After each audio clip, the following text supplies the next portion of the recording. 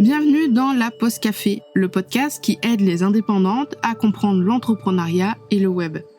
Je suis Camille, webmaster sous Elementor et WordPress depuis 2020 et mon job, c'est d'aider les indépendantes comme toi à créer, développer et gérer leur site internet. 2 fois par mois, on se retrouve pour un nouvel épisode. Alors installe-toi confortablement, prends un petit café et je te souhaite une très bonne écoute.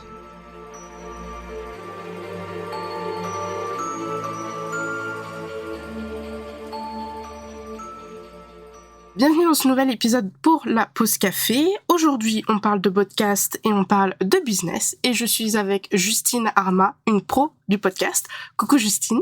Salut Camille. Comment tu vas ? Je vais super bien, trop contente d'être avec toi aujourd'hui. J'attendais cette invitation depuis si longtemps. Mon Dieu. Et oui, mais ça y est, je suis lancée. Donc ça y est, donc voilà, ça va trop être bien. top. Est-ce que tu peux te présenter, nous dire qui tu es, ce que tu fais, pourquoi tu vis, etc. Pourquoi je vis, pourquoi je pleure ? Non. Eh bien, je m'appelle Justine. Dans la vraie vie, je suis mentor business et podcast, ce qui veut dire que j'accompagne les entrepreneurs et entrepreneuses à développer leur entreprise, à éviter de sacrifier toute leur vie et tout leur temps, et surtout à lancer un podcast pour éviter de prospecter, donc attirer leurs clients et clientes idéaux et idéales. Voilà ce que je fais. Ok, beaucoup de choses en perspective. Quand même. Pas mal. Aujourd'hui, du coup, on parle podcast et surtout business et on va rallier les deux sur vraiment le podcast business. Grosso modo, à quoi ça sert, pourquoi est-ce que c'est intéressant de le faire, etc., etc. Donc, il y a 3 points vraiment importants. Je te poserai des petites questions un petit peu ninja. Et dans un premier temps, on va définir peut-être c'est quoi un podcast et un podcast business, parce que des fois, quand je parle à mes parents de podcast, mes parents me regardent avec des gros yeux. Donc, je me dis, il y a peut-être des gens qui ne savent pas ce que c'est. Alors, pour répondre à cette question-là, le plus simple, c'est quand même d'avoir une définition la plus rapide et efficace que notre très cher ami Google peut tout simplement nous donner en disant que c'est une émission de radio, mais qui nous appartient, que l'on peut écouter et ou télécharger quand on veut, d'où on veut, à partir du moment où on a Internet, donc sur un téléphone ou un ordinateur. Et il faut savoir que les podcasts, c'est pas si récent que ça, puisque a priori, ça a été, en tout cas, commencé vraiment à être utilisé et connu dans les années 2000 aux États-Unis. Donc, tu vois, on est en 2022. Ouais. Ça fait La déjà France a un un bon petit bout peu de de temps. décalage, quoi. Ouais, c'est ça. Donc voilà, grosso modo, c'est une émission qui nous appartient et en fait, ce n'est que du contenu audio quand on parle de podcast audio. Ok. Et je trouve que, en fait, surtout depuis le Covid, ça a vraiment, en fait, tout a bouleversé, je pense, le en ligne depuis la crise du Covid, de la Covid. Moi, je dis du Covid.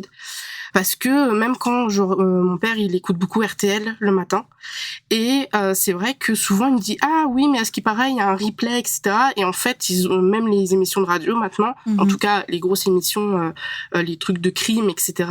En fait je sais pas si avant ils le faisaient, mais maintenant je vois beaucoup même sur Instagram podcast, c'est beaucoup des émissions de radio aussi qui refont en replay en fait finalement. Donc je trouve qu'il y a du coup deux thèmes de podcast, le replay et le pas replay. Oui, et puis ça fait aussi partie des catégories des podcasts indépendants ou des podcasts radio studio. Là aussi, alors c'est pas qu'il y a 2 écoles, mais en tout cas il y a 2 sortes de podcasts où, comme tu l'as dit, il y a des radios qui font des podcasts replay, et puis nous les indépendants, on peut faire enregistrer par exemple, je sais pas, comme tu le fais, tu vois, une vidéo et en fait on décide de mettre le replay en contenu audio. On peut aussi faire ça. La différence, c'est que c'est en notre propre nom, c'est notre propre média. Et la différence avec les studios radio, c'est qu'en fait, déjà, il y a plus de monde, il y a une équipe, et c'est à une radio ou à un studio. Ok, ouais, c'est vrai. Du coup, là, tu viens de nous parler, voilà, de podcasts indépendants qui est pour nous et du coup qui sert du coup nos intérêts à nous.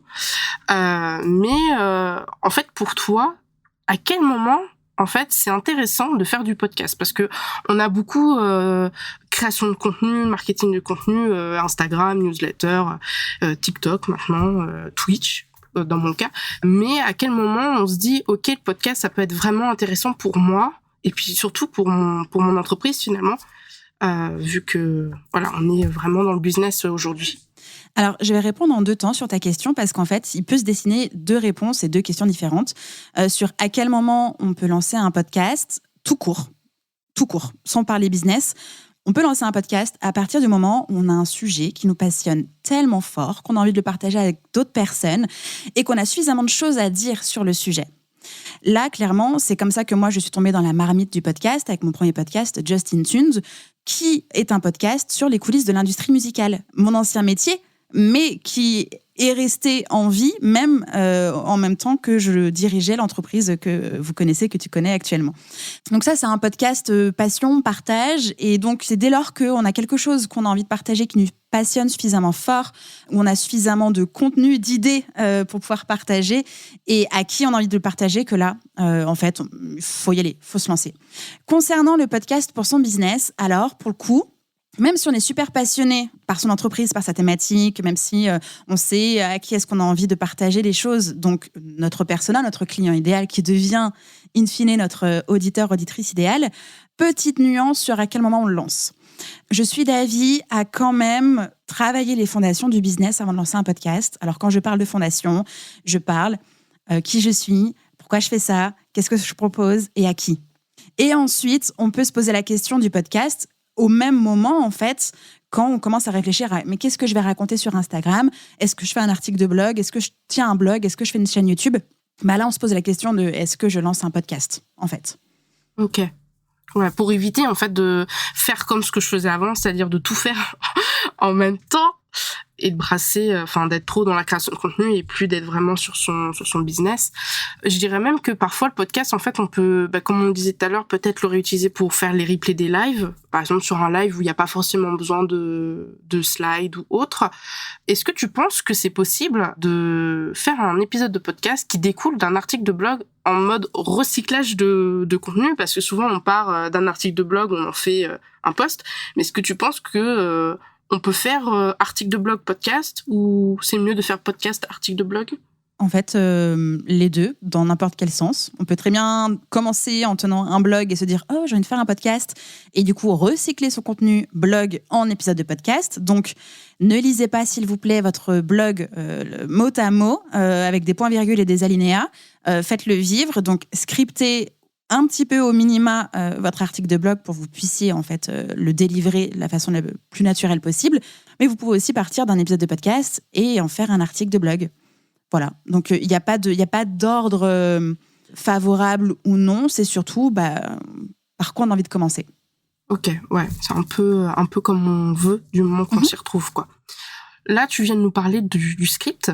On va peut-être, je vais te poser une question ninja technique. Okay. Est-ce qu'il y a quelque chose à vraiment investir dans le podcast au niveau matériel, au niveau peut-être organisation, le script, voilà. Est-ce que tu as des petits points techniques qu'il faut, genre le b.a.-ba avant de se lancer, hormis le savoir qui on est, le persona, la cible? Tout dépend de l'objectif en fait de votre podcast. Vous pouvez très bien commencer avec votre smartphone et un kit oreillette. Vous pouvez très bien commencer avec un dictaphone. Vous pouvez commencer même si vous avez envie d'investir un minima avec un micro-cravate 15 € sur une boutique en ligne, peu importe. Comme vous pouvez aussi décider de vous équiper. Alors au niveau des micros, il y a tous les tarifs. On trouve de 20 € à l'infini et l'au-delà. Et là, en fait, tout dépend de votre objectif. Est-ce que vous voulez tester l'idée et donc y aller sans vous poser de questions et auquel cas, pas forcément besoin d'investir? Maintenant, si vous savez que vous allez tenir sur le long terme, que c'est quelque chose qui vous plaît déjà et que vous avez envie d'avoir une qualité audio, j'ai envie de dire irréprochable, investissez dans un minimum matériel, donc un micro, un anti-pop, et puis en ce qui concerne le logiciel, alors l'anti-pop, je précise, parce que Camille le voit, parce que du coup elle voit pas ma bouche à cause de l'anti-pop. Oui. C'est une sorte de rond, avec comme s'il y avait un collant dans le rond, et en fait c'est ce qui protège le micro des poustillons et tous les sons plausibles, les T, les P, tous les trucs qui font de l'air, qui sont hyper désagréables. Dans un micro, vu qu'on est en face du micro, en fait ça s'entend énormément, et donc l'anti-pop est là pour diminuer ce type de son et abaisser ce genre de fréquences qui peuvent être désagréables à l'oreille. Et au passage, si on a l'habitude de cracher beaucoup, ça protège le micro. Oui. Donc, un anti-pop, ça coûte une quinzaine d'euros. Le micro, eh bien, entre 20 et l'infini. Moi, j'ai commencé avec le Zoom H2N, le kit complet, j'en ai eu pour 150 €, la housse, le micro, la carte SD, le petit pied, la petite mousse, et j'ai rajouté l'anti-pop. Et j'ai toujours ce micro-là, d'ailleurs, parce qu'il me permet de me déplacer très facilement. Sinon, j'avais aussi pris la mauvaise habitude de piquer le studio de Marvin, et le studio et le micro de Marvin, qui est donc mon compagnon et aussi la personne qui s'occupe de toute la création des génériques de podcasts créés au sein de Mova, création de mon générique aussi. Et c'est la personne, en fait, qui traite l'intégralité des voix de mon podcast. Et donc, j'avais tout simplement piqué son matériel. Voilà. Et en fait, je me suis rendu compte que ça ne servait à pas grand-chose, d'autant plus qu'il y avait une sale histoire entre la carte son que j'avais prise qui était plus compatible avec mon ordinateur. Donc, bref, j'étais bloquée avec du matériel de fou et sans pouvoir l'utiliser. Donc, j'ai repris mon petit matériel à moi. Et ce n'est que cet été que je me suis fait un cadeau de mois à mois en achetant le Shure MV7, qui est USB et aussi... Alors, port USB et aussi avec un port XLR qui permet de brancher sur une carte son si l'on souhaite. Et puis un bras pour pouvoir supporter le micro. Mais ça fait depuis 2019, enfin fin 2018-2019 que je fais du podcast. Donc bon, j'y suis allée par palier et je me suis surtout laissé le temps d'investir ou non, parce qu'en soi... Puis de prendre en main la bête, quoi, parce que, enfin, c'est compliqué. Alors moi, je suis pas du tout passée. En fait, je suis absolument pas passée par la petite étape du on investit le moins possible. Ça a été une de mes énormes erreurs d'ailleurs, parce que moi, j'ai voulu investir tout de suite tout mon livret jeune dans mon business. Vraiment chose à ne pas faire. Donc même avant de m'être mis à mon compte, à Noël de l'année 2020, j'ai pris un Yeti Pro en fait. Et il y a que depuis 2 ans que j'arrive à le maîtriser, parce qu'en plus t'as un logiciel avec le Yeti pour augmenter le pop, augmenter le machin, le bidule, et même des fois là quand il fait des mises à jour, je suis là en mode genre le son est plus pareil, au secours. Et j'ai du mal à le prendre en main. Et bon, après mon frère il l'utilise pour faire de la musique, donc je me dis ça passe. Et puis il est gros parce que j'ai pas de bras, donc vraiment c'est surtout prendre en main, je pense, et apprendre à connaître en fait ces outils, je pense, en plus du prix qu'il faut. Je dirais peut-être pour commencer le podcast, avoir un micro qui est fonctionnel, qui marche bien, pas trop cher, mais qui est simple à utiliser pour quelqu'un qui a pas l'habitude, plutôt que de s'embêter avec des logiciels, avec le câble, carte son, enfin, au plus simple, je dirais. Mais je dirais même qu'en fait, vous pouvez avoir le meilleur micro du monde, si vous enregistrez dans un endroit qui est absolument affreux, ça servira à rien. Donc quand je dis affreux, bruit de bijoux, voiture, klaxon, pompier, enfant, mari, conjointe, chat qui hurle. Là, c'est le lieu affreux. Là, c'est le lieu affreux. Pour sniffer le micro. Là. Voilà, qui vient ronronner dans le truc et tout. Et ça, on connaît. Ouais. Donc, un outil simple d'utilisation, pas la peine de craquer votre livret A ou autre livret. Et surtout, moi, je suis pareil, j'ai pas commencé avec mon kit oreillette, j'avais pas envie de ça, je voulais tout de suite, et parce que j'évolue aussi dans le milieu audio depuis des années, que je travaillais aussi dans la musique, que j'ai mon studio de création musicale, j'avais aussi envie d'avoir une qualité sonore presque irréprochable, même si c'est pas parfait, mais on entend la différence entre un de mes podcasts à moi en termes de traitement sonore et de qualité sonore à un autre podcast, et dès le générique, dès le traitement de ma voix, tout de suite je l'entends. Et j'espère que les auditeurs et les auditrices entendent l'effort que je fais dans mes enregistrements audio. Mais ça, je trouve ça, c'est pour ça que, par exemple, tu sais, l'annonce du podcast, l'épisode 0, en fait, pour le mien, je ne l'ai pas supprimé. Il est toujours disponible. Parce que je veux que les gens, parce que moi, ça m'arrive des fois d'écouter les tout premiers épisodes pour apprendre à la personne comment elle était avant, etc. Et du coup, je le garde, ça, parce que je me dis, les gens, ils vont voir tout le chemin, en fait, que j'ai accompli jusqu'à maintenant. Et en plus, en général, l'épisode 0, tu sais, c'est vraiment le premier épisode le plus chiant, entre guillemets, à faire. Enfin, je trouve, parce que c'est la première fois, faut que tu fasses une bonne intro. Des fois, c'est toi qui fais tout seul. Donc, t'en as tellement trimé pour le faire, tu peux pas juste faire clic droit, supprimer. Et donc, en fait, il y a même des fois, quand j'ai refait la refonte de Justine Tude, les premiers épisodes, ça se voit que le son, il est pas pareil que... Mais en fait, ça donne un peu de cachet, je trouve, parce qu'on voit l'évolution. L'évolution, totalement. En termes de technique d'enregistrement, peut-être de montage. Et du coup, ça fait plaisir parce que ça te dit que la personne, tu vois, elle prend du temps et elle veut vraiment faire les choses bien.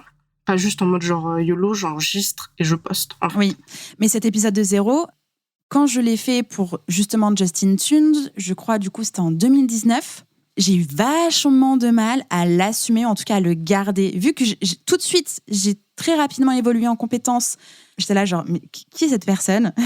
Qu'est-ce qu'elle raconte derrière son micro? Je ne comprends pas. Qu'est-ce qu'elle fait?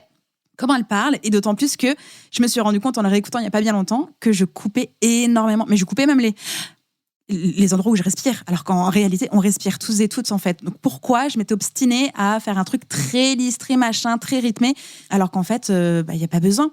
Il n'y a vraiment pas besoin. Et pendant très longtemps, je me suis dit, mais en fait, je peux le remplacer, je vais le remplacer, je vais le enregistrer, je vais le remplacer, c'est pas possible. Et quand j'ai fait mon 2e épisode 0 pour mon podcast Réveille ton bise, je me suis dit, bon, bah non, en fait, là, il y a un nouvel épisode 0 avec une autre évolution. Et je pense que même quand moi, je l'ai enregistré en 2021, cet épisode-là, il y a plein de choses qui ont aussi changé. Et pas que le micro, mais aussi ma façon d'être derrière mon micro, ma façon de monter, d'assumer ces respirations, ces tics de bouche et de langage. C'est au fur et à mesure qu'on le fait, qu'on sait ce qu'on veut, mais aussi qu'on accepte et qu'on s'améliore. C'est ça. Après, le fait d'être rythmé, tu vois, ça serait bien pour YouTube. Souvent, YouTube, on dit, il faut que ça soit rythmé. Dès que t'as fini ta phrase, clac, tu coupes. T'as pas de respiration, tout s'enchaîne. Le podcast, tu vois, je trouve, c'est un média beaucoup plus fluide, beaucoup plus doux. C'est quelque chose que t'écoutes quand tu fais le ménage, quand tu fais ton sport. Bon, ça dépend lesquels. Mais que moi, quand je faisais tes articles de blog, j'écoute en même temps l'épisode du jour parce que, en même temps que de l'intégrer, tu vois, ça rentrait et c'est agréable. Donc, ouais, ces tics de langage, parce que je rebondis dessus, c'est pareil, en fait, c'est le cachet de la personne. C'est comme il y a des personnes qui vont avoir des accents dans le podcast, ça va les frustrer. Je pense surtout, par exemple, à l'accent canadien. Ça me perturbe un peu l'accent canadien, moi, personnellement, parce que j'ai pas l'habitude de l'écouter. Pourtant, les médias que j'écoute avec l'accent canadien sont pour moi un truc en mode genre, tu sais, c'est du chocolat. Parce que mon oreille, en fait, comme il est pas habitué, il est là en mode genre, faut vraiment bien écouter. Et la plupart des épisodes de podcast, parce que j'ai pas de vidéo, c'est que des gens avec des accents, en fait, que j'écoute. Parce que ceux qui ont pas d'accent, des fois, c'est tout plat. Il y a pas de vague dans l'intonation de la voix. Et donc, au bout d'un moment, mon cerveau, il décroche. Totalement. Le rythme, il y a 2 choses à savoir dans le rythme. Il y a comment est-ce qu'on coupe les choses pour garder un rythme, mais aussi comment est-ce qu'on parle. Depuis tout à l'heure, on est dans une vraie discussion. Ma voix n'est pas linéaire. Et je m'arrête, je reprends mon souffle, je mets des points et je retourne à la ligne, tout simplement pour faire vivre aussi le propos. Quand on fait un épisode de podcast seul, là, le défi, c'est d'avoir un script suffisamment vivant pour que lorsqu'on est en train d'enregistrer, on soit vraiment en train de converser avec quelqu'un qui va bientôt, la personne du futur qui va bientôt nous écouter et qui a envie d'échanger avec nous. C'est à ça qu'il faut vraiment penser. Du coup, quand on scripte, ne pas hésiter à mettre des petits bonhommes, un petit smiley en disant « Oh là là, effectivement, il faut que je souris, il faut que mon sourire s'entende parce que c'est hyper important. Si on tire la gueule et qu'on est comme ça, en fait, ça va s'entendre tout de suite. » Alors que là, tout de suite, tu vois, j'ouvre ma bouche, j'ouvre mes yeux, j'ai un sourire et ça s'entend. Bon, tu le vois pas à cause de mon anti-pop, mais en réalité, je souris. J'imagine, ça me va. T'inquiète, j'ai bien l'image de Justine qui sourit, c'est bon. Mais dernièrement, sur un épisode de podcast que j'ai enregistré, où je donnais en fait des conseils à organisation en fonction des différents types de Human Design. Et c'est vrai que pour le coup, c'était mes phrases clés que j'avais écrites. Et en l'enregistrant, je me suis dit, j'ai l'impression de donner un horoscope parce que j'étais vraiment en train de dire, si tu es générateur, voici ton... Et j'étais là, mais en fait, je suis Madame Météo maintenant. C'est comme ça, genre, à l'ouest. C'est ça. En fait, j'étais en train de donner l'horoscope et en même temps, je disais s'il y avait du soleil ou pas. Et c'était rigolo. Et en fait, je l'ai hyper accepté. Et j'ai justement une personne qui m'a dit, trop drôle à ce passage-là, j'ai l'impression que tu étais en train de lire mon horoscope du jour, quoi. J'étais là, bon, bah, écoute, je me suis amusée à le faire, tant mieux, je l'ai accepté et c'était cool. Mais effectivement, le rythme dépend de la façon dont on monte, mais aussi de la façon dont on s'adresse. Et comme tu l'as dit au tout début, un podcast, c'est comme une radio, on arrive dans la vie des gens. C'est pas pour rien que j'ai appelé mon programme de podcast « Murmurer à l'oreille de votre audience ». Hashtag, ça veut simplement dire MOVA. Du coup, je l'ai raccourci parce que c'est très dur de dire « j'ai un programme qui s'appelle blablabla ». MOVA, mais en gros, ça veut réellement dire ça. Et c'est la seule définition que moi m'importe, c'est avec ce que j'ai à dire, avec ma voix, mon énergie, mon message, j'arrive dans la vie de quelqu'un, dans sa voiture, dans sa cuisine, dans sa salle de bain, Et cette personne me fait suffisamment confiance pour se déshabiller devant son téléphone, vivre sa vie et m'écouter. Et je trouve ça absolument incroyable. Donc, c'est hyper important de faire vivre ce qu'on a à dire parce qu'on arrive vraiment dans la vie de quelqu'un qui a essayé de nous écouter. Et en fait, finalement, on fait partie de son quotidien. Je sais pas pour toi, mais moi, j'ai le souvenir de mon grand-père dans sa voiture en train d'écouter les grosses têtes. Et de suivre. Voilà, oui. Et pareil, le matin, il y avait, je sais pas quoi, c'était le JT radio. Et en fait, tu buvais ton café avec des mecs à la radio, quoi, tu vois. Et c'était dans le quotidien. Et bien que le podcast, c'est aussi ce moyen-là de pouvoir dire les choses et arriver dans le quotidien de la personne qui va du coup s'attacher à nous faire confiance et du coup devenir, why not, notre prochain client ou cliente. Alors, je rebondis sur les grossettes. C'est ça que je cherchais l'émission RTL de mon père, parce que mon père, mes parents sont assez vieux. Hein. Ma mère, elle va avoir 60 ans l'année prochaine, en 2023, du coup. Donc vraiment, ils ont été conditionnés, voilà. Et mon père, maintenant qu'il est à la retraite, RTL, c'est sa vie. C'est le matin quand il se lève. Il y a même des fois, il y a la radio dans la cuisine, il y a la télé et il y a la radio dans le garage. Elles sont toutes en simultané pour pas qu'il en perde une mienne, vraiment. Et quand je descends le midi, il est là, ah oui, sur RTL, aux grosses têtes, ils ont dit ça, il y avait machin. Et mais moi, je suis là en mode genre, oui, mais je sais pas du tout de quoi tu me parles. Et il me raconte comme ça des anecdotes et il suit vraiment ça, quoi. C'est vraiment être au plus proche, en fait, de son audience, de ses auditeurs, auditrices. Mais concrètement, là, c'est là où on va attaquer la partie un petit peu plus business. Ce qu'on veut, c'est vendre. Quand on crée un business, notre objectif, c'est quand même de vendre principalement. Faire du business. Faire du business. À quoi sert véritablement, concrètement, le podcast business dans un business, hormis être dans le quotidien, voilà. On a un petit peu abordé quelques réponses à cette question en disant que, du coup, ça donnait confiance en nous. Mais avant d'arriver jusqu'à la confiance, en fait, on peut déjà associer son podcast à sa stratégie de contenu si on a envie de mettre en place une stratégie d'inbound, c'est-à-dire créer du contenu pour attirer les personnes vers nous. En fait, c'est au même niveau que de créer un article de blog ou une chaîne YouTube ou d'être sur Instagram. En tout cas, c'est de créer un contenu qui va pouvoir parler aux personnes que l'on cible, mais c'est aussi une stratégie moyen-long terme. Ça permet aussi de développer une communauté engagée parce que vous avez des choses à dire et que certaines personnes vont se retrouver à l'intérieur de ce que vous avez à dire et du coup vont s'identifier et auront envie de converser avec vous et donc du coup de créer une communauté engagée et typiquement, pourquoi pas te rejoindre sur ton Discord, Camille. Oui. Ça permet évidemment de créer de l'émotion. Comme on l'a dit, à travers sa voix, à travers son énergie, à travers ses mots, à travers le message qu'on a envie de donner. Moi, je trouve que le podcast, c'est un excellent moyen de dire des choses qu'on ne dirait pas sur Instagram, déjà parce que ça permet d'avoir un contenu long.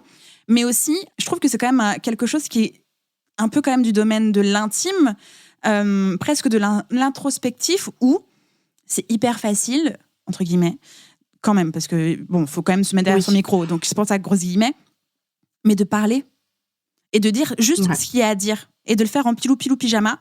On s'en fout, mais juste dire ce qu'on a à dire. Donc, pour moi, je trouve que c'est le média hyper adéquat sur des choses, comment dire, mindset, expérience. Typiquement, là, va y avoir à fond des épisodes de podcast Mon bilan 2022, Mon bilan émotionnel. En termes de chiffres. Hein, ouais, c'est ça. Je crois que c'était toi qui m'avais dit, mais il y a un paquet de temps que tu avais adoré mon épisode bilan des 6 mois. Ouais.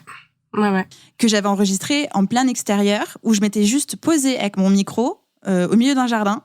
J'avais posé le micro sur une chaise, je m'étais assise en tailleur devant le micro et j'avais déroulé. Et on entend les oiseaux, les mouches et la fontaine pas loin. Et je trouve ça absolument incroyable.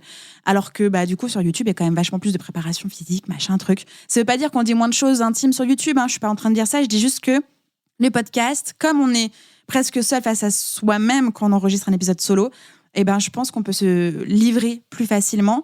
Et comme c'est un média de l'intime, je trouve, du coup, la personne est beaucoup plus réceptive aussi. On est dans ses oreilles. Évidemment que l'on prouve son expertise avec son podcast. À partir du moment où on a un podcast qui est associé à son business dans sa stratégie de contenu, évidemment qu'on va parler des thématiques qui vont répondre à un problème surface, mais un problème quand même à son auditeur, aka son client idéal, et on va pouvoir dérouler des thématiques. Tu pourrais très bien faire 3 étapes pour améliorer la vitesse de son site WordPress Elementor. Eh ben canon, là tu prouves ton expertise. Combien de podcasts j'ai fait sur le sujet du podcast, justement, pour montrer que j'étais Madame Podcast, et je le suis toujours, et méga experte et passionnée podcast. Comme sur du business, comme... je sais pas, j'ai accompagné Audrey, experte shiatsu équin. En fait, sa thématique tourne exclusivement sur la santé des chevaux, du shiatsu, de la médecine naturelle animalière, un peu de communication animale. Elle est super experte.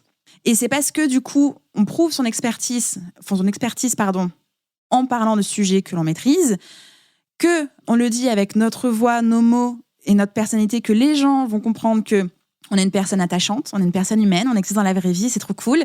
Qu'en plus, on connaît extrêmement bien le sujet qu'on est en train de dire, que du coup, on peut commencer à récolter les fruits de cette création en vendant. Encore une fois, Audrey, je lui avais demandé, alors c'est quoi les résultats avec ton podcast ? Elle me dit, écoute, je vends ma formation. Je vends ma formation, c'est trop bien. J'avais accompagné Anne-Laure du podcast Genre de fille. Je lui ai demandé, alors du coup, ton podcast, ça a donné quoi ? En fait, elle a pu embaucher une alternante. Elle s'est un peu évoluée en business modèle d'agence parce qu'elle avait booké son agenda total. Elle est même allée jusqu'à interviewer Emmanuel Macron quand même. Waouh. Ouais. Et donc le podcast lui a permis vraiment de montrer son expertise, de montrer que c'était une nana à qui on pouvait relativement hyper bien faire confiance. Et en plus, elle a vendu. Sans pour autant dire achetez mon truc. C'est simplement que par sa création de contenu, sa visibilité, les gens se sont intéressés à elle encore plus que ce qu'il y avait avant. Et du coup, go quoi. Ouais. Je trouve, alors, moi, je suis plus audio que écrit parce que j'ai beaucoup de mal avec les articles de blog. Faut savoir que j'écris comme quand je parle. Enfin, ce que je parle, je l'écris. Donc là, t'aurais écrit comme quand je parle. Ouais, exactement. Sachant que, je fais des phrases à la Proust. C'est-à-dire des phrases où il n'y a pas de virgule, pas de point, et c'est des paragraphes entiers, et j'ai un bon souffle quand même, donc après je suis morte, mais moi j'arrive à les relire en fait, voilà. Donc des fois quand je donne des textes à ma correctrice, elle est là en mode genre faut couper là parce que je vais mourir.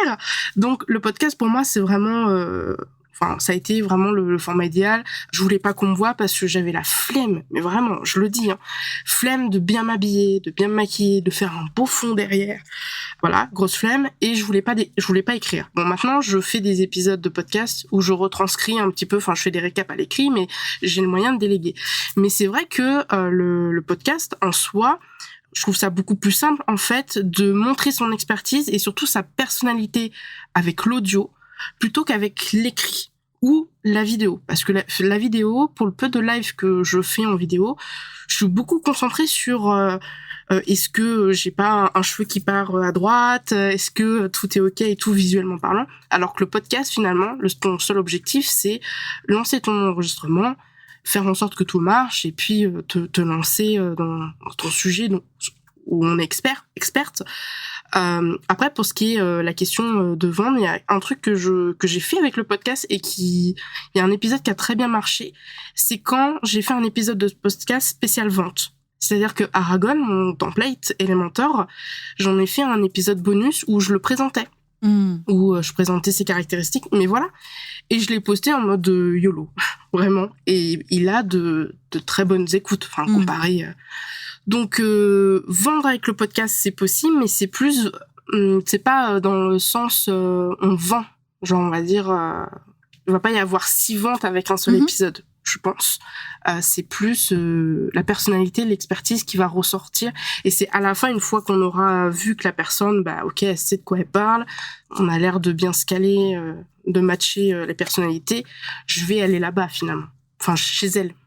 Alors, j'aimerais rebondir sur plusieurs choses. Alors, effectivement, on n'est pas obligé de pusher la vente en disant « Vous voulez aller plus loin ?» c'est pas obligatoire. Par contre, c'est intéressant de mettre en place un call to action, un appel à l'action à faire au début, voire à la fin de l'épisode. Ça peut très bien être « Rejoignez ma newsletter, abonnez-vous sur mon compte Instagram, mettez un témoignage sur Apple Podcast », peu importe, quelque chose qui va faire passer à l'action l'auditeur et l'auditrice. On peut évidemment promouvoir ses offres à l'intérieur de son épisode. Je suis de l'école à que lorsque c'est cohérent. Par exemple, je ne vais pas parler de Human Design en plein épisode de podcast sur le podcast. Zéro cohérence. Ouais. Je serai un peu en mode genre, mais qu'est-ce que je suis en train de raconter là ? J'ai fumé ou quoi ? Donc non. Par contre, j'ai fait le test, alors peut-être fin 2021, j'avais ouvert 4 places individuelles de Réveille ton bise, en fait, de coaching sur 3 mois. Et justement, je voulais tester ce que pouvait me rapporter mon podcast parce qu'en soi, on ne sait jamais vraiment par où les gens sont arrivés, par quoi ils ont commencé, qu'est-ce qu'ils ont fait ensuite, est-ce que les gens qui m'écoutent me contactent, est-ce qu'ils arrivent sur Instagram, est-ce qu'ils arrivent... On ne sait jamais vraiment tout. Et du coup, je me suis dit, en fait, je vais tester à quel point mon podcast peut être efficace et si j'arrive réellement à vendre. J'ai ouvert 4 places, j'en ai parlé que dans, je crois que c'était 2 ou 3 épisodes de podcast grand maximum que j'avais ouvert 4 places individuelles et les 4 ont été vendus. J'en ai parlé nulle part ailleurs. Ni sur Instagram, ni en story, ni sur newsletter, ni sur LinkedIn, nulle part. Juste le podcast. Juste le podcast. Et sans monétisation, sans rien du tout. Juste, voilà, c'est une problématique que vous rencontrez. J'ai 4 places ouvertes en accompagnement individuel sur 3 mois. Prenez un rendez-vous. Ok. C'est tout. Donc, ça fonctionne, mais que lorsque c'est cohérent et au fur et à mesure, en fait. Ce que je voulais aussi ajouter sur ce qu'apporte un podcast tout court, mais aussi podcast business, c'est qu'une énorme montée en compétences. Pour le coup, il n'y a pas photo. C'est que entrepreneurs, entrepreneuses être en train de nous écouter, je pense que vous avez envie, soif, ou en tout cas appris énormément de choses et qu'en fait, le podcast va pouvoir être aussi un nouveau laboratoire pour monter en compétences. Et clairement, ça fait appel à plein de choses. Déjà de base, prise de parole, rédaction, si on veut scripter, technique un petit peu, quand on veut faire du montage, quand on veut s'enregistrer, communication, marketing, à quel endroit se situe votre podcast au niveau de votre tunnel de vente, donc pur marketing, communication, comment vous allez promouvoir, communiquer votre podcast, c'est ça. Vidéo, si vous souhaitez faire des citations extra audio Reels ou faire des choses sur YouTube. Il y a énormément d'articles de blog, publicité. En fait, tout est possible. En fait, le podcast autour peut déployer une énorme araignée de montée en compétences et ça, c'est carrément canon. Et c'est aussi pour ça que j'ai lancé Just in Tune, c'est que je sortais d'une vieille collaboration absolument merdique avec un client relou pendant beaucoup trop longtemps. Et en fait, j'ai tout arrêté au niveau de mes contrats. Je me dis, là, j'ai besoin de retrouver un truc qui me fait kiffer, surtout apprendre. Et c'est comme ça que j'ai lancé Just in Tune et ça a été mon pur laboratoire pendant plus de 6 mois. Et j'ai repris confiance et je me suis éclatée. J'avais fait la première V1 de mon site WordPress que tu as repris en main derrière, mais il n'était pas si nul quand même. Mais voilà, j'avais testé plein de choses et c'était super pour monter en compétences et se dire, ok, tout ce que j'ai appris qui à la base devait juste servir entre guillemets à mes clients, je l'applique à moi-même. Je fais mon laboratoire, ma meilleure vitrine, je vois ce que j'aime, ce que j'aime pas, ce que j'ai envie de faire, ce que j'ai pas envie de faire. Et ensuite, j'affine. Et c'est comme ça qu'en fait, je suis devenue mentor business et podcast parce que finalement, tout s'est associé et voilà. Ok. Je rebondis sur un truc qui est vraiment vrai de ce que tu as dit, c'est la prise de parole. Au début, les premiers épisodes de podcast que j'ai lancé la pause café en mars et mon activité, je l'ai lancée en avril, c'était j'étais gênée de me dire, je parle toute seule devant mon micro, s'il y a quelqu'un qui arrive, il va me croire mais complètement dingue. J'ai eu beaucoup honte de me dire, il y a jamais personne qui va écouter mes épisodes. Et en fait, le fait de s'entraîner à parler devant un micro, de s'entraîner à à parler avec éloquence quand c'est des sujets vraiment très cadrés, surtout que pour ma thématique, le web en audio, c'est un petit peu compliqué. C'est pour ça que maintenant il y a les articles, parce que des fois je suis obligée de montrer les visuels, donc voilà. Mais je veux rester quand même sur le podcast. Moi, ça m'a permis de casser un mur, si tu veux, de confiance en moi que j'avais pas au niveau de l'audio. Et je pense que si je m'étais pas mis en indépendante, si j'avais pas sorti de podcast, parler devant des gens, parler en visio ou présenter mon activité ou parler de sujets que je connais, je serais toujours entre guillemets la gamine de BTS qui était là en mode genre maman, j'ai peur, j'irai pas. Est-ce que toi, dans tout ce que tu as appris depuis le début en podcast, il y a une compétence que tu as le plus où c'est vraiment la compétence qui fait que le podcast t'a donné sur toutes celles que tu as eues? La façon de parler, réellement, parce que, alors, pour le coup, anecdote, je suis d'origine italienne, dont mon nom de famille Arma, et du coup, non seulement je parlais très vite et pas qu'avec les mains, mais en plus, genre, j'articulais, mais vraiment pas. Donc, je pouvais parler pendant des heures. Et ma grand-mère disait tout le temps, mais ralentis, respire, je comprends rien de ce que tu es en train de me dire. Quand je me suis mise derrière mon micro et j'ai commencé à faire, j'étais là genre, mais moi-même, j'ai pas envie de m'écouter. Qu'est-ce que je suis en train de baver dedans, là? Ça va pas du tout. Et du coup, j'ai appris à prendre conscience de ce que j'étais en train de dire, appuyer le mot que j'ai envie, envie de dire, mais aussi qui a un sens, en fait. C'est pour ça que, du coup, j'ai amélioré mon articulation, j'ai amélioré la conception de mes phrases et la façon dont je vais réfléchir quand je parle. Avant, j'avais tendance, typiquement, c'était moi avant en cours, je levais la main, je savais pas encore quoi dire, mais je savais que je voulais répondre. Et pendant que j'étais en train de parler, j'arrivais à concevoir ma réponse. Sauf que là, devant mon podcast, je pouvais pas, alors j'ai envie de dire un truc, mais alors, par où je vais commencer? Si ça n'a aucun sens, aucun objectif, c'est sans queue ni tête, les gens raccrochent, quoi. Non, merci, on s'en fout de ce que tu es en train de dire, et pour peu que tu parles trop vite et que tu n'articules pas, fini, basta. Donc, du coup, j'ai vraiment amélioré ma façon de parler, la façon dont je conçois mes phrases, l'impact de mes mots et l'air. Vraiment. Chaque chose a sa place, a un sens, et le mot que je choisis est là justement pour faire passer le message que j'ai envie de véhiculer. C'est dur aussi, je pense, d'être tout seul devant son micro et de se dire, ok, il faut penser à articuler, il faut penser à respirer, surtout, parce que sinon, on fait une syncope. Faut penser à boire quand c'est... nécessaire. Quand c'est nécessaire, je vais y arriver. La bave sèche, on n'en veut pas. Voilà. En fait, on dirait pas comme ça, mais le podcast, c'est beaucoup de choses. En fait, c'est pas juste, je prends mon micro et j'enregistre. Ne serait-ce que pour enregistrer, pas technique de montage, etc. Il faut penser à beaucoup de choses. Il faut penser, comme tu disais tout à l'heure, au bruit, bien prévenir tout le monde. C'est pas le moment de déménager le frigo ou de sortir les trucs du grenier. Clairement pas. Le chat, c'est pas le moment de vouloir sortir ou voilà. Non, c'est le moment de dormir. Là, elle est derrière. Oui. Moi, j'ai perdu la mienne, je sais pas où elle est. Mais en fait, voilà, beaucoup de gens, enfin, moi, dans mon entourage, parce qu'on est très vieille époque, on est là en mode genre podcast, oui, enfin bon, c'est pas comme pas un truc, voilà, quoi. Mais en fait, il y a beaucoup de choses, et tu le disais tout à l'heure, beaucoup de compétences, beaucoup de techniques à avoir. Et en fait, ça rajoute, en fait, le fait d'avoir un podcast business, ça rajoute encore quelque chose à faire. Et je pense que tu vas rebondir dessus, mais il faut vraiment l'intégrer dans sa stratégie business. Il faut le prévoir dans son agenda. Oui. Parce que sinon, après, on est booké, quoi. Il y a tellement de choses qui sont possibles de faire. C'est un océan sans fin de nouvelles idées, de création, de créativité, d'outils, de leviers. Ça peut être tellement puissant qu'effectivement, encore une fois, il faut se rapprocher à deux choses. La première, c'est moi, en tant qu'auditeur, auditrice, qu'est-ce que j'ai envie de vivre en écoutant le podcast? Là. Déjà, en se mettant à la place de la personne qui va nous écouter, on met déjà un cadre de est-ce que j'ai envie qu'il y ait du bruit? Est-ce que j'ai envie que ça aille vite? Est-ce que j'ai envie que ce soit monotone et super relou? Est-ce que j'ai envie que ce soit dynamique? Et que la personne se fasse emporter, transporter par ce que j'ai envie de dire. C'est quoi l'expérience, grosso modo? Et le deuxième point, c'est l'objectif. Est-ce que c'est partager, entre guillemets, uniquement une passion? Et ça ne veut pas dire qu'on fait du caca, quand on est en train de juste partager une passion, c'est hyper cool. Moi, la première, j'ai qu'une envie, c'est de reprendre mon podcast Just in Tune. Mais comme je sais à quel point ça prend du temps, je préfère rester concentrée là où je suis aujourd'hui. Mais vraiment, c'est hyper important de s'appuyer sur cet objectif-là. Ce que je voulais aussi ajouter, une compétence que j'ai acquise, je crois, en tout cas que j'ai développée, et malgré moi, c'est que mon premier podcast Just in Tune était uniquement composé d'interviews. Il fallait aller chercher ces personnes-là. Donc, il fallait que je sorte de ma zone de confort à chaque fois, que je prenne mon petit clavier, les petites adresses mail des personnes que j'avais listées, que je voulais absolument avoir dans mon podcast, et que j'y aille. Puisque c'était un podcast interview, il fallait bien que j'aie avoir des gens en face. Je ne pouvais pas m'auto-interviewer, même si j'ai un épisode d'un Just in Tune. Alors, j'ai 2 épisodes solo et un où mes stagiaires m'interviewent. Oui. Et non, j'ai plusieurs épisodes solo. Même le tout dernier où je dis où je suis en pause, je suis toute seule parce que je dis que je suis en pause.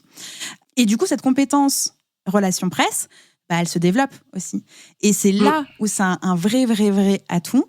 C'est que le podcast, en fait, c'est l'excuse la plus légitime pour aller contacter des personnes qu'on adorerait avoir dans la vraie vie, mais qu'on n'a pas autour de soi. C'est la carte joker, genre, j'ai un podcast, je parle de ça, je rêve de parler de ça avec toi, dans mon podcast, est-ce que tu acceptes de passer 20, 30 minutes, 1 heure, 2 heures avec moi pour parler de ça? Eh bien, franchement, en presque 4 ans de podcast, j'ai eu un seul non. Ah là là. Un seul non, parce que cette personne-là changeait de métier suite à la crise sanitaire. On ne pouvait plus, l'industrie musicale, c'était hyper compliqué. En plus, c'était une personne qui travaillait dans le live. C'était le burn-out complet, donc elle n'a pas souhaité, et complètement compréhensible, en fait. Parler de son métier alors qu'elle était en train de souffrir dans son métier, ça n'allait pas. Ouais. Mais sinon, je n'ai personne qui m'a dit non. Alors oui, j'ai des personnes qui m'ont pas répondu. Mais bon, après, tu actives la relance et puis sinon, tu te dis, bon, bah tant pis, c'est pas grave, c'est pas ça la trappe. Mais sinon, c'est vraiment la carte joker. Et du coup, on développe son réseau d'humains, on peut ouvrir de nouvelles opportunités, on touche des personnes qui nous auraient sans doute jamais entendu rencontrer sur la planète Terre, parce que du coup, on partage aussi la communauté de l'autre personne. Enfin, moi, le fait d'interviewer des gens ou même d'avoir été dans d'autres podcasts comme aujourd'hui, ça m'a apporté énormément de choses. Et pas que du business. Mais en tout cas, par exemple, si on parle uniquement mon podcast passion de Justin Tuned, aujourd'hui, presque la totalité des personnes qui travaillent sur le projet musical de Marvin Marchand, où moi aussi je travaille sur son projet en tant que manager, sont des personnes issues de Justin Tuned. Et c'est pas parce que... Vraiment... Ça fait toile d'araignée, en fait. Ouais, c'est ça. Peu. Et je suis pas forcément allée leur dire « Hey, j'ai un projet, tu veux pas produire ou tu veux pas signer ou je sais pas quoi ?» Ça s'est fait très naturellement. Parce que ça a nourri mon réseau. J'ai été le coup de cœur d'une personne, une personne qui m'a dit « Justine, t'étais mon coup de cœur de salle de bain. » J'étais là genre, à quel moment cette phrase, on peut l'entendre sur cette terre? Mais oui. C'est parce que j'étais interviewée dans un podcast. La personne écoutait ce podcast-là, m'a contactée, m'a dit que j'étais un super coup de cœur et m'a fait déclencher des missions. Trop bien. Bah, tu vois, moi, c'est ça qui pêche. Moi, c'est l'inverse. J'ai toujours fait... Enfin, je suis pas quelqu'un de très... Enfin, voilà, quoi. Faut vraiment que je connaisse vraiment la personne pour être vraiment là, moi. Mais sinon, je reste quand même assez dans mon coin. J'ai passé 2 ans que j'essaye que je voulais que tu viennes. Voilà, ça a été... Moi, c'est pas... En fait, c'est le fait... Ouais, c'est ça. C'est le fait de me dire, wow, la personne, je vais la contacter. Elle va me snoober parce qu'en fait, je suis rien ni personne. Et en fait, dans ma tête, je me mets des trucs pour rien, en fait. Quand je vois, par exemple, t'as fait un épisode il y a pas tellement longtemps avec Clémentine Lavotte, gros coup de cœur. Gros coup de cœur parce que sitôt que j'ai écouté l'épisode, je suis allée la voir. Je lui ai envoyé un message pour dire que je venais de ton podcast et j'ai pris en 2 secondes un rendez-vous avec elle pour la création de contenu. Et on a discuté et elle vient. Et je pense que si t'avais pas fait un épisode avec elle, j'aurais... Ou alors dans très longtemps. Et en fait, j'ai trouvé que ça se matchait bien. Donc... Voilà, moi c'est un peu le contraire. Là, ça va un petit peu changer, j'espère. Mais c'est vrai que le podcast, quand tu vois, il y a des personnes que je voyais un petit peu. Et depuis que je vois qu'ils font des épisodes de podcast avec un tel, et puis en plus, on suit à peu près tous les mêmes entrepreneurs. On en suit un qui suit un tel, et puis un tel suit... Voilà, ça va. À peu près tous la même toile, en fait. Et en fait, après, les personnes-là, tu les vois de plus en plus, forcément, vu que beaucoup de gens en parlent. Et puis du coup, tu vas forcément t'intéresser en mode genre, ah, celui-là, ça fait déjà 2-3 fois que je le vois, peut-être intéressant, je vais aller voir ce qu'il fait, quoi. Mais du coup, il faut avoir le courage, en fait. Il faut commencer petit à petit avec la personne la plus proche. Ça fait 2 ans que tu m'as invité, ça doit faire 1 an que je te dis invite-moi. Ouais. Bon, t'as eu du temps, mais je t'avais déjà dit oui avant même que tu m'invites. Oui. Et on collabore. C'est pour ça que t'es la première. Oui. Et on collabore ensemble depuis 2 ans. Depuis fin 2020, début 2021, ça va pratiquement faire 3 ans, en fait. Hein. Ouais, ok. Parce qu'il y a eu l'intégration, ensuite il y a eu les 2 ans d'abonnement de gestion, puis là... il y a eu Justin Tuned, il y a eu Marvin Marchand, il y a eu Mova, il y a eu Réveille ton bise, il y a eu énormément, bref, il y en a de partout. Moi, je suis partout. Je suis partout comme ça, je suis un serpent en fait, je suis là, je suis cachée. T'as suivi tous mes projets en tant que experte, mais aussi en tant que cliente. Encore une fois, merci à chaque fois d'accepter tous mes trucs. T'es toujours là quand j'ai besoin aussi, donc merci à toi. Quoi. Regarde, je te fais un cœur. Je suis très contente. Mais je te fais un cœur. Mais oui. D'ailleurs, puisqu'on est là en podcast, je le dis, mais il faudra peut-être qu'un jour on se voit IRL quand même. Oui. Un jour. Oui, ça serait, oui. Et oui, parce que... Enfin bon. Du coup... Mais attends, j'étais en train de dire justement... Pardon, excuse-moi. Non, mais c'était vraiment pour rebondir sur ce truc de le blocage d'aller contacter les personnes alors que c'est absolument incroyable. Commencez avec juste votre cercle le plus proche. N'allez pas contacter tout de suite le le président de je sais pas quoi, la personne qui gère une entreprise, je sais pas. Enfin, non, contacter la personne. Steve Jobs, on oublie, quoi. Ouais, enfin, oui ou non, en fait. Tout dépend dans quel réseau on évolue aussi. Mais c'est sûr que moi, je vais pas aller... Enfin, déjà, c'est pas possible, mais de base. Mais voilà, je vais pas aller contacter une personne qui est à des années-lumière de ma vie et de mon cercle. Commencez, en fait, par votre premier cercle. Et puis, le petit hack qui est totalement actionnable, c'est de dire à cette personne-là, par exemple, à la fin de l'épisode, tu pourrais me dire... Bon, t'as passé un super moment, je vais te répondre oui. Est-ce que t'aurais 2-3 personnes à me recommander? Oui. Mais ça, oui, c'est un hack de ouf. Et ben voilà, tu vois. Ça, c'est un hack de ouf. Ouais. Et évidemment, tu vas aller contacter les 2-3 personnes que je t'ai recommandées en disant j'ai enregistré un épisode de podcast avec Justine. Elle m'a dit que ce serait super qu'on enregistre un épisode toutes les deux sur ce truc-là. Oui ou non? Enfin, même pas oui ou non. Prends rendez-vous. C'est oui. Je te laisse réserver ton créneau. Bim. Voilà, ouais. Ouais, ça, c'est vrai que ça marche. C'est pour ça que je l'ai repris là. Et ça marche plutôt bien, en fait. Le fait de dire, ouais, je viens d'une autre personne, c'est déjà moins froid que de dire, bonjour, j'ai un podcast. Et encore, là, j'ai 3 rendez-vous pour le podcast. Donc, bon, j'ai toi. Voilà. J'ai Julie Morane, donc ton bras droit, membre de l'équipe, voilà. Clémentine Lavotte, que tu avais, du coup... t'es en train de reprendre les gens que j'ai eu dans le podcast et les gens dans l'entreprise. C'est même pas fait exprès, tu sais, et j'en ai... T'as pris ma liste d'invités, t'as dit alors, oui. J'ai d'abord, en fait, non, je suis partie dans l'autre sens. J'ai une liste de sujets que j'aimerais faire en débat, et j'ai ensuite cherché des personnes que je connaissais de loin ou de près, qui sauraient répondre parfaitement à la problématique. Par exemple, Julie, ça va être un truc avec les études et l'entrepreneuriat, parce que voilà. Donc moi, j'ai fait l'inverse, si tu veux. J'ai d'abord eu les idées de sujets et ensuite je vais chercher des gens qui correspondent. Ouais. Mais par exemple, là, j'avais fait 2-3 posts, j'avais fait des reels YouTube et j'ai dit voilà, en échange de visibilité, et il y a quand même 3-4 personnes qui m'ont répondu en une journée. J'étais en mode genre là, alors attends, il faut que je m'organise parce que faut faire tout.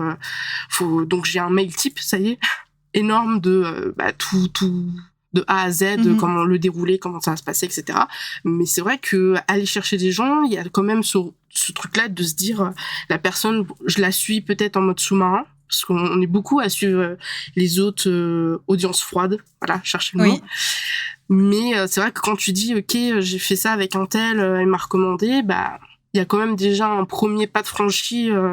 C'est un peu comme s'il y avait quelqu'un qui toquait, ah coucou, je suis la voisine d'en face. Et oui, totalement. Ça te dit un café, voilà quoi. Totalement. Donc c'est quand même plus chaleureux que d'arriver avec les gros sabots. En vrai. Du coup, tout ce qu'on a dit là, moi tous en termes de technique, là je parlais de dérouler, je parlais du script, je l'ai appris un petit peu toute seule, j'ai fait pas mal de formations podcast, mais il y en a une que j'ai fait et c'est la tienne. D'ailleurs, je suis dedans. Oui, je suis toujours dedans. Évidemment que tu es toujours dedans. Qu'est-ce qu'elle raconte, la dame? Et tu fais même partie du programme partenaire. Évidemment que tu es dedans. Oui, moi je suis partout. En fait, voilà, cherchez tu pas. es à tous les niveaux de mon entreprise.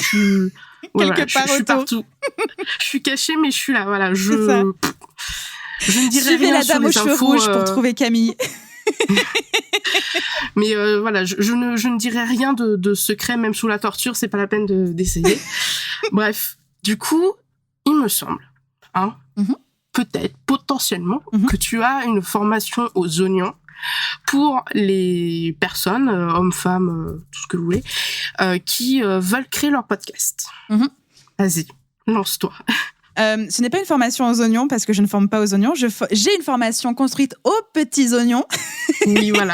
Oui, c'est mieux, pardon. C'est mieux. J'ai un potager et je plante des oignons, mais je ne forme pas justement à la plantation d'oignons. Ça pourrait, j'ai failli me lancer dans un truc comme ça quand j'ai commencé à faire du potager. Bref, passons. Mais oui, mon programme du coup, MOVA, c'est ma formation aux petits oignons pour entrepreneurs et entrepreneuses qui souhaitent lancer un podcast au service de leur business sans surcharger leur entreprise. Alors, qu'est-ce que ça veut dire? Ça veut dire, en gros, on le sait, un podcast, ça peut prendre du temps. Donc, autant qu'il soit efficace et autant qu'il soit construit pour qu'il soit inclus dans sa stratégie marketing, communication, inclus dans son temps, planning, agenda, et du coup, efficace dans les actions que l'on fait au niveau de son podcast. À titre d'exemple, quand j'ai commencé Justin Tuned, et pendant quand même assez longtemps sur Justin Tuned, je sortais un épisode interview toutes les semaines, le mercredi à 17h. Pour un seul épisode, ça me prenait 2 jours, de A à Z de production. Enregistrement, montage, il y avait aussi, je faisais un montage vidéo. Promotion, programmation, ouais. Voilà, tout ça. 2 jours par semaine. 2 jours que je n'avais pas pour mon entreprise, du coup, ou pour un autre client, etc. Aujourd'hui, et même aujourd'hui, maintenant, avant mon challenge 31 jours de podcast, oui. j'étais à environ 2 heures, 3 heures par semaine de gestion. Et je fais vraiment tout dans le podcast. Je contacte les personnes, j'enregistre, je monte. Vraiment, je gère tout. Il y a rien qui est délégué dans le podcast en dehors du traitement audio. Et encore, j'arrive avec mon disque dur externe au studio. Je dis bonjour, mon amour. Est-ce que tu peux traiter mes épisodes, s'il te plaît? Il traite mes voix et après, hop, je remballe le truc, quoi. C'est le seul truc que je ne peux pas faire. Alors, pas forcément technique, mais surtout oreille. Je n'entends pas ce que le monsieur entend en termes de fréquence, en termes de trucs. Donc, il n'y a que lui qui peut le faire. Maintenant, avec mon challenge, un épisode par jour pendant 31 jours, et aujourd'hui, nous sommes le 22 décembre, donc encore en plein challenge, j'ai complètement halluciné sur la machine de guerre de podcast, de création de contenu audio, écrit, et vidéo aussi du coup, que je suis. C'est-à-dire que je peux scripter en fonction de mon énergie quand même, mais je scripte mes épisodes de podcast avant de les enregistrer. En 2 heures, je peux en faire 4 ou 5 en fonction du sujet. Et l'autre jour, j'ai enregistré 4 épisodes ou 5 épisodes de podcast, je sais plus, en une 50aine de minutes. Ah ouais, la machine, heureusement que tu prends tes vacances là. Parce que... Et enregistrer, monter. C'est pas juste enregistrer et remontage derrière. Ouais. C'est que ma préparation en amont est tellement carrée que je suis derrière mon micro, j'y vais et je coupe si j'ai besoin et j'enregistre et machin et j'y vais. Et ça m'a aussi permis d'enregistrer. Enfin, je me suis rendu compte qu'avant, je mettais du temps, surtout avec cette volonté de faut que ce soit parfait. Là, j'y suis en pas de perfection. J'ai un truc à dire, je le dis et je le dis comme j'ai envie de le dire. Et je sais pas si tu as fait attention, mais il y a un des épisodes de podcast qui est sorti là sur ce mois de décembre. Alors oui, ça fait beaucoup pour tout écouter tous les jours, mais il y en a un, j'ai ouvert l'épisode de podcast en chantant. J'ai craqué derrière mon micro. J'ai vraiment craqué derrière mon micro. Je sais même plus ce que j'ai chanté. Et j'étais là genre... Et je me suis éclatée, en fait. Et donc, du coup, le fait d'être plus rapide, à l'essentiel, à l'efficace, j'ai aussi lâché prise. Non pas sur la qualité, parce que ça, je lâche surtout pas prise. Je veux donner de la qualité. Qualité, le fond, la forme. Mais surtout, moi, derrière... j'ai pas le temps de m'embêter avec est-ce que ce mot est bien dit, non, j'y vais, c'est bon. Et des fois je me reprends même, alors qu'avant dès que je commençais à friter un mot machin, bim, tout de suite je remontais, je réenregistrais. Aujourd'hui je frite un mot, je dis ah pardon, c'est ce mot là, bah voilà, c'est bon, on y va en fait. Ouais, je l'avais ça aussi. Alors moi j'ai un mot, c'est putain. Je le dis, mais à tort et à travers, hein, vraiment. Enfin, je le dis parce que je suis contente, je le dis parce que ça m'énerve. Et dans des épisodes de podcast où je suis un peu storytelling, donc je raconte surtout les épisodes avec les clients relous, je suis crue, en fait. Et des fois, je suis en mode genre, désolée. Et voilà, et j'y vais, quoi. Et du coup, tout ça, tu l'intègres à Mova, finalement, et pour être efficace, oui. En fait. Bah, Mova, c'est littéralement tout ce que j'ai fait depuis 2019 au sein de mes 2 podcasts. Toute la façon dont j'ai expérimenté, processisé, réfléchi, mis en place des trucs, c'est évidemment l'évolution des outils en 2019-2020. Ocha n'existait pas comme Ocha est aujourd'hui. Je multipliais plein d'outils différents. Du coup, tu perdais du temps, machin. Aujourd'hui, entre les outils, les process, les standards, l'organisation... le fait que j'arrive à faire 5 épisodes de podcast enregistrés, montés en 1 heure. Bravo. En fait, tout ça, c'est dans Mova. Tout ça, c'est réellement dans Mova. Et maintenant, Mova répond à 3 problématiques. Alors, c'est pas différente, en tout cas similaire, mais plutôt par étapes, où la problématique principale, c'est je veux lancer un podcast au service de mon entreprise qui va m'aider à avoir des clients, mais surtout où je vais quand même pouvoir garder mon métier d'entrepreneur et exercer mon métier et vivre ma meilleure vie. Ça, c'est vraiment, on va dire, grosso modo, la grosse problématique. Mais en fonction de où est-ce que tu en es dans ton avancée podcast, se posent d'autres problématiques. Au départ, tu as juste envie de ok, je veux un podcast, par où je commence? Qu'est-ce que je raconte? Qu'est-ce que j'achète? Comment je fais pour enregistrer? Comment je monte? Comment je le diffuse? Et quelle image aussi je vais véhiculer là-dessus? Parce que l'image, alors image visuelle, la pochette de son podcast, mais surtout sonore. Que ce soit pour Justin Zund ou Réveille ton bise, c'est mon identité. Et Réveille ton bise, j'ai conçu le générique, c'est ma voix qui fait tin tin tin tin. Et on entend même mon rire parce que je me marre en enregistrant, je me marre dans la vraie vie, je me marre tout le temps. J'ai un smile jusqu'aux oreilles tout le temps, et enfin tout le temps, la plupart du temps, parce que je dors la nuit sans sourire quand même, et je mange. Parce que sinon, le matin t'es comme ça là. La meuf, elle s'est auto-liftée, tu sais. Ah, c'est du lifting gratuit. Hein. J'avais une copine étant plus jeune qui disait que j'avais le même sourire que le chat Poté. Non, pas le chat Poté. Non, je dis n'importe quoi. Le chat dans Alice au Pays des Merveilles. Ah, le Chestify. Merci. Le Chestify. Bref, lui. Si, c'est ça, c'est le Chestify. Où on voit son sourire. Et elle m'avait offert un truc, une peluche comme ça, bref. Et donc, du coup, ça fait partie de moi. Et rien qu'il y a 1h30, quand on vous a demandé, vous, RTBeuse, de dessiner quelque chose qui me caractérisait, ça a été un sourire. Oui. D'ailleurs, quand tu souris pas, c'est inquiétant. Je te le dis. En général, c'est qu'il y a quelque chose qui va pas. Fatigue. Ouais, non, j'ai pas du tout le visage poker face. Non, j'arrive pas. Donc, ouais. Mais je sais plus. Ah oui, donc l'image visuelle et l'image audio, donc son générique, sa façon de parler, le message, etc. Donc ça, c'est vraiment la grosse problématique numéro 1. Après, une fois que ça s'est lancé, on se dit, ok, là, je passe beaucoup de temps, j'ai du mal à m'organiser, je tire un peu le truc, genre, c'est un peu devenu un boulet, genre ça se balade dans mon agenda, un peu du lundi au dimanche, tu fais des montages un peu le soir, tu fais des trucs comme ça. En fait, non. Ça doit s'inclure dans ta vie, à une place, parce que ça doit répondre à un objectif. Et du coup, comment est-ce que ça s'inclut? Comment est-ce que tu travailles ton savoir-faire, en fait, dans ton podcast pour organiser, processiser et que c'est un temps qui ne soit pas infini. Ça, c'est, on va dire, le numéro 2. Genre, c'est quoi mes process, comment je m'organise, comment je le vis, comment j'arrive à continuer de vivre aussi. Oui. Et l'étape 3, quand tu as ton podcast qui fonctionne, que tu as des écoutes, que tu es organisé, que tu vis ta meilleure vie, ok, maintenant, j'ai besoin de travailler mon marketing et ma communication et surtout d'avoir un retour sur investissement. Et ça, c'est la 3e étape où, ok, on va reprendre ton podcast parce que tout a été fait, tu vis bien avec, c'est hyper cool, il colle bien à ton biz, à ton image, à ton planning, c'est méga cool.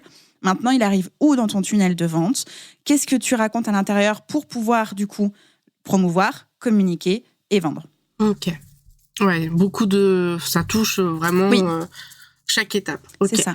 Alors, le truc qui est sympathique, et parce que j'ai quand même une bonne organisation, c'est qu'au moment où va sortir cet épisode de podcast, j'ai prévu, c'est censé sortir au lancement du coup de l'ouverture de Mova. Est-ce que tu peux nous dire les dates, peut-être un petit peu de... C'est comme une petite bande-annonce. Ouais, voilà. Un peu de croquants. Je cherche, je fais les mimiques, mais... Elle était là avec ses petits doigts, Bichette. Vous le voyez pas, moi je le vois. Et bah oui, alors Mova, dans la version que je viens de présenter, parce qu'au départ, elle n'était pas comme ça, ce programme n'était pas comme ça, où avant, je donnais tout. Clairement, il y avait 10 ou 11 modules. T'avais accès à tout. Aujourd'hui, parce que j'ai interviewé des personnes qui n'ont pas rejoint Mova, des personnes qui ont suivi Mova et des personnes qui veulent rejoindre Mova, pour savoir, ok, tu veux quoi?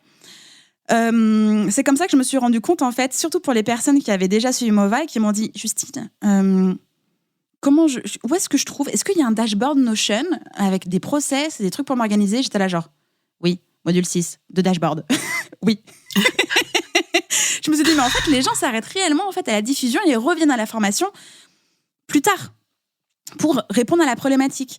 Et donc, au lieu de bloquer les personnes sur 2 mois en donnant 4 ans de podcasting que j'ai engrangé, emmagasiné, en fait... tu as accès maintenant aujourd'hui, c'est pas que c'est à la carte, mais presque. Ton besoin premier, c'est je veux un podcast de A à Z et le diffuser. Et donc, je veux aussi mon générique de podcast. Tu peux prendre simplement le step 1. Après, tu peux te dire, ok, c'est bon, ça c'est tout bon. Je veux le step 2, tu prends le step 2. Et après, tu dis, ok, maintenant, je veux vendre, je veux machin, communiquer, marketing, tu prends le step 3. L'avantage de tout prendre en même temps, c'est qu'en fait, moi, je t'accompagne, du coup, quand même, toujours, mais du coup, pendant 3 mois, parce que chaque niveau, en fait, chaque palier, c'est 1 mois d'accompagnement à chaque fois. Donc, de prendre le bundle. En fait, je t'accompagne clairement pendant 3 mois. Et en plus, le bonus, c'est que je te donne clé en main mon challenge pour faire 31 jours de contenu. Donc, mon dashboard Notion avec mes objectifs, mes process, mes outils, mon mood, parce que c'est quand même comme ça, les vagues, les montagnes russes de tenir un challenge pareil. Et ben ça, je le donne aux personnes qui prennent le bundle pendant la semaine d'inscription, parce que Mova ouvre du 13 février au 19 février, enfin du lundi au dimanche. Alors, je crois que le 19, c'est un dimanche. Faudrait vérifier, mais il me semble que oui. Je vais de suite, du lundi 13 au dimanche 19 février. C'est ça. Ouais, c'est ça. Ok.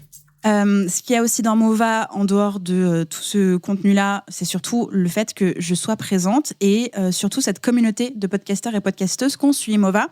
Parce que ça aussi, on est seul derrière son micro, derrière son ordinateur, et on peut se sentir seul dans tout ce schmilblick dans lequel on est en train de s'embarquer. Jusqu'à présent, il y avait un groupe sur Telegram et le groupe a migré dans un Slack dédié. J'interviens toujours dans le Slack, toute l'équipe intervient dans le Slack. Les personnes qui ont suivi Mova sont toujours dans le Slack. Et en fait, le but du jeu, c'est de toujours pouvoir être accompagné, de se soutenir, de s'auto-inviter aussi, de se challenger et de s'entraider, tout simplement. Donc voilà, rendez-vous individuel, le Slack collaboratif, le Notion de suivi de formation, la formation, rendez-vous individuel avec moi, création du générique évidemment, parce que quand on prend le bundle et ou le palier que numéro 1, évidemment qu'on va concevoir votre générique, intro, outro, ensemble. Ça passe en commençant à qu'est-ce qu'on va dire dans l'intro, qu'est-ce qu'on va dire dans l'outro, et on va mettre quoi comme musique, et ensuite... c'est construit au studio, une fois que c'est enregistré, et c'est livré clé en main. Ok, donc c'est vraiment la formation, vraiment le package en fait. Genre ton sac à dos quand t'arrives un peu dans un jeu vidéo, tu sais, t'as ton sac Minecraft, t'as toujours ta pelle et voilà, pareil. C'est ça. Moi, je te donne ton micro, ta musique et mon cerveau. On y va. Après, c'est juste... trouver les idées, tout ça, mais ok. Le lien de toute façon du programme Mova sera dans la description de l'épisode et sera aussi dans l'article récapitulatif. Je pense que c'est tout pour aujourd'hui en termes de questions, réponses sur le podcast business. Où est-ce qu'on peut te retrouver, Justine? Dis-moi. J'ai envie de te dire, mais dis-moi Camille, où est-ce qu'on peut me retrouver puisque tu t'occupes? Oui, je sais, mais je voulais te poser la question. J'ai fait mon script. Pardon. Mon script. Je ne touche pas ton script, pardon. J'ai posé la question sur mon script. Où te retrouver, Justine, sur les réseaux? Point d'interrogation. Alors, en fait, il faut suivre la couleur rouge et vous arriverez à me trouver. J'ai un site internet où Camille est maître des lieux. Donc, justinarma.com. J'ai un compte Instagram où vous allez trouver ma petite vignette rouge et mon branding rouge avec mes cheveux rouge. LinkedIn également. Évidemment, mon podcast Réveille ton biz, 2 épisodes par semaine, un épisode le lundi à 6h, un épisode le vendredi à 6h aussi. Une newsletter. YouTube aussi. On peut aller sur YouTube. Bref, là où il y a de la lumière, vous pouvez rentrer. Dès lors que la lumière est rouge, c'est moi. Okay. Voilà, c'est moi. Alors, ce n'est pas la rue Chelou Amsterdam, par contre, ne confondez pas. Oui. Voilà, sur Internet, ce n'est que moi, la dame aux cheveux rouges qui fait du podcast, qui parle business et qui se marre. Parce que du coup, on m'entend beaucoup rire de partout. Ok. Du coup, on va s'arrêter là, en tout cas pour aujourd'hui. Nous, en tout cas moi et vous qui écoutez, on se retrouve pour un prochain épisode de podcast. En attendant, je vous retrouve sur les réseaux sociaux ou directement dans un autre épisode de la Pause Café. Et je vous dis bonne soirée. Salut, salut. Salut.